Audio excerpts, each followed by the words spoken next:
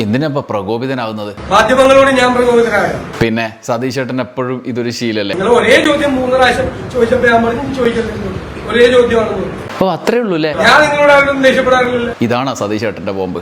വേറെ ബോംബ് വല്ലതുണ്ടോ കയ്യില്? വേറൊരു MLA സീനിയർ MLA. ആ ഇത് ഞെട്ടും, കേരളം ഞെട്ടും കേട്ടാ. ആരാ സതീഷ് ചേട്ടാ അത്? ഞാൻ ആരെയും പേരൊന്നും പറഞ്ഞു. ഷേ പിന്നെയും പേരില്ലാത്ത ബോംബാണല്ലോ സതീഷ് ചേട്ടൻ പൊട്ടിച്ചോണ്ടിരിക്കുന്നത്.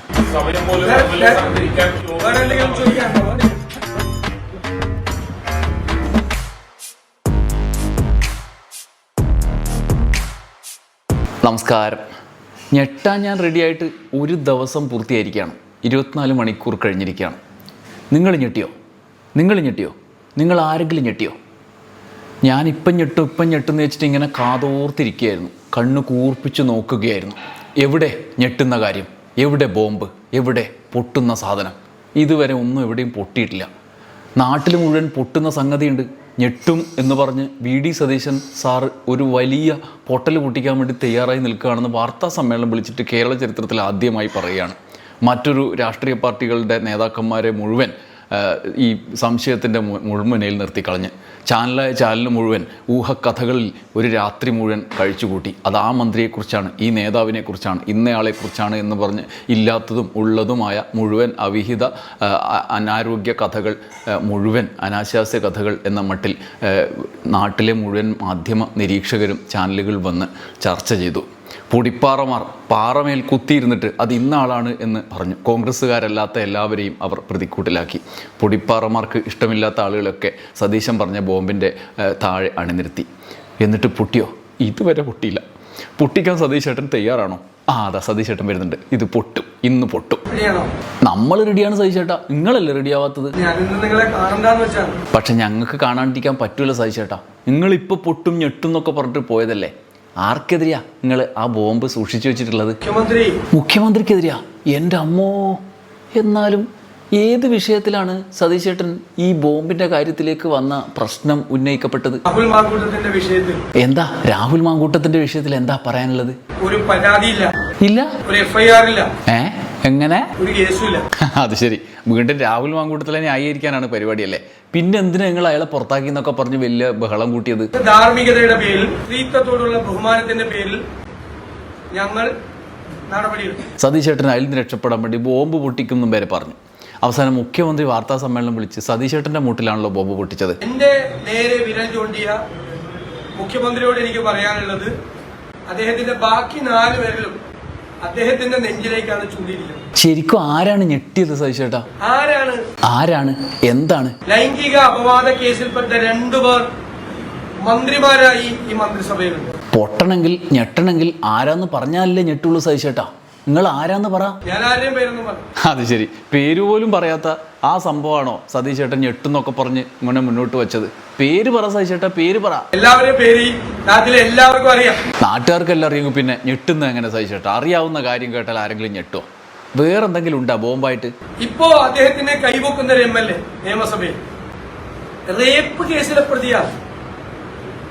ബലാത്സംഗ കേസ് ആരാ ചാർജ് ചെയ്തത്? അദ്ദേഹത്തിന്റെ പോലീസ് ചാർജ് ചെയ്ത കേസിലെ പ്രതിയാണ്. അവരുടെ പോലീസ് തന്നെ എടുത്തു എന്ന് പറയുന്ന കേസ്, അവരുടെ തന്നെ ആൾക്കെതിരായ കേസ്. അതിപ്പോ നാട്ടുകാർക്കൊക്കെ അറിയാവുന്ന കേസായിരിക്കൂലേ? അതാണോ സതീഷ് ചേട്ടന്റെ ബോംബ് ഇതല്ലാതെ വേറെന്തെങ്കിലും ഉണ്ടോ പൊട്ടുന്ന സാധനം? ഒരു അവതാരം വന്നല്ലോ.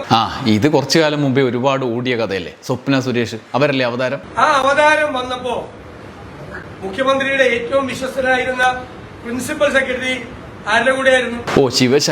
ശിവശങ്കർ ജയിലിൽ വരെ കുറെ കാലം കിടന്നു. ചെന്നിത്തലയുടെ കാലത്തെ ബോംബല്ലേ അത്? അതിപ്പോ വീണ്ടും പൊട്ടണമെന്ന് വെച്ചാൽ നടക്കുമോ സതീഷ് ചേട്ടാ? അതാണ് നിങ്ങളെ ബോംബ്? വേറെന്തെങ്കിലും ബോംബുണ്ടാ? എത്ര CPM നേതാക്കൾക്കെതിരായി ആരോപണം ഉന്നയിച്ചു? ഇതാണോ സതീഷ് ചേട്ടന്റെ ബോംബ്? വേറെ ബോംബ് വല്ലതുണ്ടോ കയ്യില്? വേറൊരു MLA സീനിയർ MLA. ഇത് ഞെട്ടും, കേരളം ഞെട്ടും കേട്ടാ. ആരാ സതീഷ് ചേട്ടാ അത്? ഞാൻ ആരെയും പേരൊന്നും പറഞ്ഞു. പിന്നെയും പേരില്ലാത്ത ബോംബാണല്ലോ സതീഷ് ചേട്ടൻ പൊട്ടിച്ചോണ്ടിരിക്കുന്നത്. പേരില്ലാത്ത സംഗതി കേട്ടാൽ ആരെങ്കിലും ഞെട്ടോ സതീഷ് ചേട്ടാ? മുഖ്യമന്ത്രിയുടെ പ്രിൻസിപ്പൽ സെക്രട്ടറി ഈ അവതാരം എന്ന് അദ്ദേഹം വിശേഷിപ്പിച്ച ആളുമായി ബന്ധപ്പെട്ട് 100 ദിവസം ജയിലിൽ പോയി, പിന്നെ തിരിച്ചു വന്ന് പിന്നെയും ജയിലിൽ പോയി. ഇമാതിരി ബോംബിന്റെ കാര്യമാണോ ഇപ്പൊ സതീഷ് ചേട്ടൻ ഇന്നലെ പറഞ്ഞത്? എന്തായാലും ചാനലുകാരൊക്കെ കാര്യമായി തന്നെ രാത്രി സ്വയം ഞെട്ടി, ഇന്നും ഞെട്ടിക്കൊണ്ടിരിക്കുന്നുണ്ട്. സതീഷ് ചേട്ടൻ്റെ വിരിച്ച വഴിയിലൂടെ ചാനലുകാരെ ഞെട്ടി മുന്നോട്ട് പോയിക്കൊണ്ടിരിക്കുന്നുണ്ട്. നാട്ടുകാർക്ക് പക്ഷേ ഞെട്ടാൻ വകുപ്പൊന്നും കിട്ടുന്നില്ല. സതീഷ് ചേട്ടൻ എന്താ ഞെട്ടിക്കാൻ വേറെ എന്തെങ്കിലും കയ്യിൽ വെച്ചിട്ടുണ്ടോ? ഒരു പരാതിയില്ലാതെ, FIR ഇല്ലാതെ ഉള്ള കേസിൽ ധാർമ്മികതയുടെ പേരിൽ ശക്തമായ നടപടി സ്വീകരിച്ച ഞങ്ങളുടെ മുഖത്ത് നോക്കി ഇത്രയും പേരെ സംരക്ഷിച്ച ഇന്ത്യയിലുണ്ടാവില്ല ഇതുപോലത്തെ ഒരു രാഷ്ട്രീയ നേതാവ് പിണറായി വിജയനെ പോലെ. അപ്പൊ ഈ ഞെട്ടുന്ന ബോംബ് എന്ന് പറയുന്നത് പിണറായിക്കെതിരെ തന്നെയാണല്ലേ? പതിവ് വാർത്താ സമ്മേളനത്തിന്റെ സാധനം വേറൊരു രൂപത്തിൽ വേറൊരു കുപ്പിയിൽ ഉണ്ടാക്കിയിട്ട് അവതരിപ്പിക്കാനുള്ള ബിൽഡപ്പ് ആയിരുന്നു അല്ലേ സതീഷ് ചേട്ടാ? നിങ്ങൾ ആരാണ്? നിങ്ങൾ എത്ര പേരെയാണ് ചേർത്ത് നിർത്തിയിരിക്കുന്നത്? നിങ്ങളുടെ ചുറ്റും നിൽക്കുന്നതല്ല ആരാണ്? ആരാ സതീഷ് ചേട്ടാ അത്? കണ്ണാടി നോക്കണം. ഓ, കണ്ണാടി നോക്കണായിരുന്നാ? സതീഷ് ചേട്ടൻ ഇന്നലെ പൊട്ടെന്ന് പറഞ്ഞ ഉടനെ കണ്ണാടി നോക്കണായിരുന്നു കേട്ടോ. ഞാൻ പക്ഷെ ഇന്നലെ നോക്കിയില്ല കേട്ടോ. കണ്ണാടി നോക്കാതിരിക്കുന്നതുകൊണ്ടാണ് ഇത് പറ്റുന്നത്. അപ്പൊ ശരിക്കും അവര് പറയുന്ന പോലെ ഈ രാഹുൽ മാങ്കൂട്ടത്തിന്റെ പ്രശ്നത്തിൽ നിന്ന് മാറാനുള്ള കണ്ണാടിയെ കുറിച്ചാണോ സതീഷ് ചേട്ടൻ പറയുന്നത്? ഈ ഗവൺമെന്റിന്റെ ചില തെറ്റായ കാര്യങ്ങൾ, ഇപ്പൊ ഞാൻ പറഞ്ഞു ഹവാല, റിവേഴ്സ് ഹവാല, ഇത്തരം കാര്യങ്ങൾ ശ്രദ്ധിക്കാതിരിക്കാൻ വേണ്ടിയിട്ടാണ്. ഓ, അത് ശരി.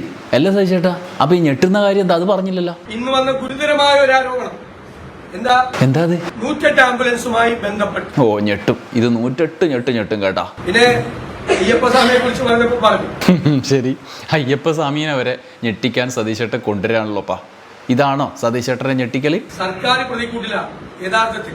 അത് സമ്മതിച്ചു. പക്ഷെ പ്രതിക്കൂട്ടിലാക്കാൻ ഒരു ബോംബ്, ഞെട്ടിക്കാൻ ഒരു സാധനം ഉടനെ പൊട്ടുന്നു നിങ്ങൾ പറഞ്ഞല്ലേ, വരുന്നുണ്ടെന്ന് പറഞ്ഞല്ലേ, അത് പറയാന്ന്. കേരളത്തിലെ ജനങ്ങൾ അത് കാണുന്നുണ്ട്. എന്ത്? അത് ഞാൻ പറഞ്ഞല്ലോ. എന്താ അത്? ഞെട്ടിക്കുന്ന സംഭവം പറഞ്ഞില്ലല്ലോ. ഞാൻ പറഞ്ഞത് ഒരുപാട് വാർത്തകൾ വരും. CPM-ഉം BJP-കാരോട് ഞാൻ പറഞ്ഞു, ആ കാളെ അയച്ചുവിടല്ലേ, കാളെ കൊടുക്കല്ലേ, അത് പാർട്ടി ഓഫീസിന്റെ മുറ്റത്ത് കെട്ടണം എന്ന് പറഞ്ഞു. ഇപ്പൊ ആവശ്യം വന്നല്ലോ. പക്ഷെ ബോംബ്, ഞാൻ ബോംബെന്നൊന്നും ഞാൻ പറയില്ല. ഇല്ല, പറഞ്ഞില്ല. എന്നാൽ ആയിക്കോട്ടെ. പക്ഷെ ബോംബ് എന്നതുപോലത്തെ ഒരു സാധനം അത് പറഞ്ഞില്ലേ? നിങ്ങളാണ് ബോംബെന്നൊക്കെ പറഞ്ഞു. സതീഷ് ചേട്ടൻ പിന്നെ എന്താ പറഞ്ഞത്? ഞാൻ പറഞ്ഞത് CPM സൂക്ഷിക്കണം, BJP കാളെ അയച്ചുവിടരുത്, കാളെ സൂക്ഷിക്കണം. ഇത് രണ്ടുമാണ് ഞാൻ അവരോട് പറഞ്ഞിട്ടുള്ളത്. ഓ, അത്രേ ഉള്ളൂ. സതീഷ് ചേട്ടാ, ഇത്രയൊക്കെ പറയുമ്പോൾ വേറൊരു പ്രശ്നം കൂടിയുണ്ട് സതീഷ് ചേട്ടാ. നമ്മുടെ എൽദോസ് കുന്നപ്പള്ളി, വിൻസെന്റ് ജയിലിൽ കിടന്ന കഥ വരെ ഇല്ലേ? നിങ്ങൾക്ക് അതൊന്നും അത് അങ്ങനത്തെ കേസല്ല. എൽദോസ് കുന്നപ്പള്ളിയുടെ കേസിൽ അദ്ദേഹത്തിന് ജാമ്യം കൊടുത്തുകൊണ്ട് കോടതി പറഞ്ഞേക്കുന്നത് എന്താണെന്ന് കേട്ടു. അപ്പൊ വിൻസെന്റ് MLA അതൊക്കെ ഞങ്ങൾ കൃത്യമായിട്ട് വിശദീകരണം നൽകിയതാണ്. എന്തുകൊണ്ടാണ് MLA സ്ഥാനം രാജിവെക്കാൻ ആവശ്യപ്പെടാതിരുന്നത് എന്നൊക്കെ കൃത്യമായിട്ട് പറഞ്ഞു. ഇനി അതിൽ ചർച്ചയില്ല. ഇല്ല. ഓക്കെ, ഇനി അതിലൊരു ചർച്ചയില്ല. ആയിക്കോട്ടെ. എല്ലാ ബോംബുകളും അങ്ങനെ അവിടെ നിൽക്കട്ടെ. സതീഷ് ചേട്ടൻ്റെ മതിൽ, സുരക്ഷാ മതിൽ സംരക്ഷിതമായി സൂക്ഷിക്കട്ടെ. പക്ഷേ വേറൊരു പ്രശ്നം കൂടി ഉണ്ടല്ലോ സതീഷ് ചേട്ടാ. ഇന്നലെ ബോംബ് പൊട്ടും ഞെട്ടുന്നൊക്കെ പറഞ്ഞ ആ കഥ ഇങ്ങനെ ഓർമ്മയിൽ നിൽക്കുമ്പോഴാണ് പെട്ടെന്ന് ഹൈക്കോടതിയിൽ നിന്ന് സതീഷ് ചേട്ടൻ്റെ മൂട്ടിലൊരു ബോംബ് പൊട്ടിച്ചത്.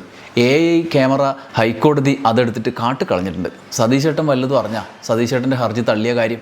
വിധി കുറച്ച് പുറത്തു വരട്ടെ, കലമ്പൂല്ലാന്നൊന്നും കോടതി പറഞ്ഞു. പിന്നെ ഇപ്പോ പബ്ലിക് ഇൻട്രസ്റ്റ് ലിറ്റിഗേഷനിൽ ഹൈക്കോടതി തുടർച്ചയായിട്ട് ഒരു കേസ് എന്റർടൈൻ ചെയ്യുന്നു, ഒരു കേസും പരിശോധിക്കുന്നില്ല.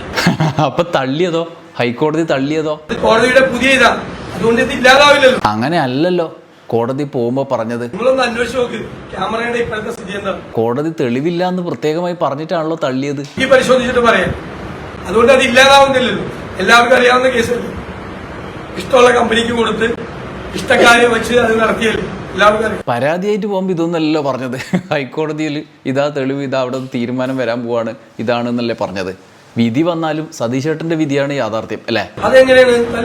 അത് വരട്ടെ, വിശദാംശങ്ങൾ വരട്ടെ. എന്നാലും വിധി വന്നു. വിശദാംശങ്ങൾ വരട്ടെ. നിങ്ങളെന്തിനാ തുള്ളുന്നത്? വിശദാംശങ്ങൾ വരട്ടെ. എന്ത് വിശദ പരിശോധന? കോടതി പരിശോധിച്ചിട്ടല്ലേ വിധി പറയുന്നത്. എന്തിനാ ഇപ്പൊ ഈ ബുദ്ധിമുട്ട്? ഒന്നുകിൽ വിധി അംഗീകരിക്കുക, ഇല്ലെങ്കിൽ അപ്പീല് പോവാ. ഒരു താല്പര്യമില്ല, കോടതിക്ക് താല്പര്യമില്ല അത് പരിശോധിക്കാൻ. എങ്ങനെ? ഞാൻ മുഖ്യമന്ത്രിയെ പോലെ ഒളിച്ചോടുന്ന ആളല്ലല്ലോ. ആയിക്കോട്ടെ, ഒളിച്ചോടൂലല്ലോ. ഒളിച്ചോടൂല്ലെങ്കിൽ ഞാൻ ഒരു കാര്യം ചോദിക്കാം, ഹൈക്കോടതി വിധി അംഗീകരിക്കുന്നുണ്ടോ? അല്ല അല്ല അല്ല, പറഞ്ഞല്ലോ, ഒരു പ്രാവശ്യം പറഞ്ഞാൽ മനസ്സിലാകണ്ട. എന്തിനാ പ്രകോപിതനാവുന്നത്? ഏത് തരത്തിലെ ഇഷ്ടമില്ലാത്ത ചോദ്യം വരുമ്പോ മാധ്യമ പ്രവർത്തകരോട് ചൂടാവുന്ന കാര്യമാണ് ചോദിച്ചത്. മാധ്യമങ്ങളോട് ഞാൻ പ്രകോപിതനായ? പിന്നെ സതീഷ് ചേട്ടൻ എപ്പോഴും ഇതൊരു ശീലല്ലേ, ഇഷ്ടമില്ലാത്ത ചോദ്യം വരുമ്പോൾ ആ ചോദ്യം എങ്ങനെയെങ്കിലും ഒഴിവാക്കാനുള്ള പരിപാടി. ഏറ്റവും അവസാനം രാഹുൽ മാങ്കൂട്ടത്തിന്റെ ഇഷ്യൂവിന്റെ ദിവസം നമ്മൾ കണ്ടതല്ലേ. നിങ്ങൾ ഒരേ ചോദ്യം 3 പ്രാവശ്യം ചോദിച്ചപ്പോ ഞാൻ പറഞ്ഞു ചോദിക്കരുത്, ഒരേ ചോദ്യമാണ്. ഓ, അത്രേ ഉള്ളൂ അല്ലേ? ഞാൻ നിങ്ങളോട് ദേഷ്യപ്പെടാറില്ല. ഇല്ല, എന്നാ പിന്നെ ആയിക്കോട്ടെ. സതീഷ് ചേട്ടൻ ഒളിച്ചോടുന്ന ആളല്ല. എന്നാൽ ഒരു കാര്യം കൂടി ചോദിച്ചോട്ടാ, രാഹുൽ മാങ്കൂട്ടത്തിനെ എന്തിനാ ഇങ്ങനെ സംരക്ഷിക്കുന്നത്? മൂപ്പരെ ഈ കെട്ടിപ്പൊതിഞ്ഞ് നാടകീയമായ ചില സാഹചര്യമൊക്കെ സൃഷ്ടിച്ചിട്ട് എന്നാൽ പിന്നെ ആ MLA സ്ഥാനം രാജിവെക്കാൻ തന്നെ പറഞ്ഞൂടെ? എന്തിനാ സംരക്ഷിക്കുന്നത് സതീഷ് ചേട്ടാ? അത് ഞങ്ങളത് ക്ലോസ് ചെയ്തല്ലോ. ഞങ്ങൾ പാർട്ടി ക്ലോസ് ചെയ്തു. എന്തിനപ്പം ഇങ്ങനെ ഒളിച്ചോടുന്നു? ഈ ചോദ്യത്തെ അഭിമുഖീകരിച്ചൂടെ? ഞാൻ മുഖ്യമന്ത്രിയെ പോലെ ഒളിച്ചോടുന്ന ആളല്ലല്ലോ. ശരി, അപ്പോൾ സതീഷ് ചേട്ടൻ വളരെ മാന്യമായി മാധ്യമപ്രവർത്തകരെയും നാട്ടുകാരെയും അഭിമുഖീകരിക്കുന്ന ആളാണ്. ഇഷ്ടമില്ലാത്ത ചോദ്യങ്ങളോടൊക്കെ വളരെ സഹിഷ്ണുതയോട് പ്രതികരിക്കുന്ന ആളാണ്. ഒരു ഒളിച്ചോട്ടും നടത്താത്ത ആളാണ്. ഇനി ഒളിച്ചോടാത്ത സതീഷ് ചേട്ടൻ്റെ ഒരു സമീപനാണ്. വലിയ ബോംബ് പൊട്ടിക്കും എന്ന് ഇന്നലെ പ്രഖ്യാപിച്ചതിന് ശേഷം ബോംബ് ഇപ്പോൾ പൊട്ടും ഞെട്ടും എന്നൊക്കെ പറഞ്ഞ് വാർത്താ സമ്മേളനം പതിയെ തുടങ്ങി മുറുകിയ മുറുക്കത്തിൻ്റെ ഒടുവിൽ ഒരേയൊരു ചോദ്യത്തോട് സതീഷ് ചേട്ടൻ നടത്തിയ സമീപനം, സതീഷ് ചേട്ടൻ്റെ ഒളിച്ചോടാത്ത വിശാലമായ ആ സമീപനം വ്യക്തമാക്കുന്നതാണ്. ഒരൊറ്റ ചോദ്യം ഇതുവരെ ചോദിച്ചത്, ഇതുവരെ മുഴുവൻ സതീഷ് ചേട്ടൻ ഓരോന്ന് പൊട്ടിക്കായിരുന്നല്ലോ, ഞെട്ടാൻ വേണ്ടിയിട്ടുള്ള പൊട്ടിക്കലുകളായിരുന്നല്ലോ. ഇനി അവസാനം ഈ പ്രസ് മീറ്റിൽ അവസാനം ഒരു മാധ്യമപ്രവർത്തകൻ രാഹുൽ മാങ്കൂട്ടത്തിൻ്റെ കാര്യം നേരിട്ട് തന്നെ ചോദിച്ചു, എന്തിനാ ഇങ്ങനെ സംരക്ഷിക്കുന്നുണ്ട്? ആ ചോദ്യം വന്നപ്പോൾ മൂപ്പരുടെ സമീപനം കാണണം. മൂപ്പര് പ്രസ് മീറ്റ് തന്നെ അവസാനിപ്പിച്ചങ്ങ് പോയി. ഇതാണ് ആ ബോംബ്, ഞെട്ടുന്ന ബോംബ്. ഈ വനിതാ MLA-മാരടക്കം പറഞ്ഞത് രാഹുൽ മാങ്കൂട്ടത്തിൽ ഒരു സമയം പോലും വേറെ എന്തെങ്കിലും ചോദിക്കാനുണ്ടോ? വേറെ എന്തെങ്കിലും ചോദിക്കാനുണ്ടോ? വേറെ എന്തെങ്കിലും?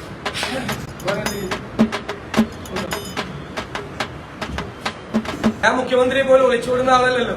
സമയം പോലും വേറെ എന്തെങ്കിലും ചോദിക്കാനുണ്ടോ? ഇങ്ങനത്തെ സതീഷ് ചേട്ടനാണ് കേരളത്തെ ഞെട്ടിക്കാൻ പോകുന്നത്. ഇനി ഞെട്ടുന്ന വാർത്ത, ഞെട്ടുന്ന സംഭവം ഉണ്ടെന്ന് തന്നെ വെച്ചോ. ഒരു പ്രതിപക്ഷ നേതാവിന് പറ്റുന്ന പണിയാണോ മൂപ്പര് ചെയ്തത്? ആളുകൾക്കെതിരായ ഊഹക്കഥകൾ പ്രചരിപ്പിക്കാൻ വേണ്ടിയിട്ട് ഒരു ബോംബുണ്ട്, ഉടനെ പൊട്ടും, നിങ്ങൾ ഞെട്ടും എന്നൊക്കെ പറഞ്ഞ് വാർത്താ സമ്മേളനത്തിൽ പറയാൻ വേണ്ടി വന്നിരുന്ന് തൻ്റെ പ്രതിരോധത്തിലായ പ്രശ്നത്തിൽ നിന്നും ഓടിപ്പോകാനുള്ള ഒരു പരിപാടി. എന്നിട്ട് ഇന്നലെ രാത്രി നേരത്തെ ഞാൻ പറഞ്ഞ പോലെ പൊടിപ്പാറമാർ സതീഷ് ചേട്ടൻ്റെ മനസ്സിലിരിപ്പോലെ ആളുകളെ ഊഹക്കഥകളിലേക്ക് തള്ളിവിടുന്ന, ഒളിച്ചുനോട്ട കഥകളിലേക്ക് തള്ളിവിടുന്ന, ആ കഥകൾ ഉൽപ്പാദിപ്പിക്കുന്ന ഫാക്ടറികളായി മാധ്യമങ്ങളെ മാറ്റി. എന്നിട്ടോ എന്താണ് പൊട്ടിയത്? കൃഷ്ണകുമാറോ പാലക്കാടോ എന്തോ ഒന്ന് പൊട്ടി, അതങ്ങ് ആ വഴിക്ക് പോയി.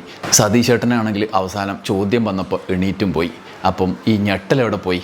നമുക്ക് കാത്തിരിക്കാം. ഇനിയും സതീഷ് ചേട്ടൻ പറഞ്ഞ അതിൻ്റെ തുടർച്ചയായി ആരെങ്കിലും പൊട്ടിച്ചെങ്കിലോ. നന്ദി, നമസ്കാരം.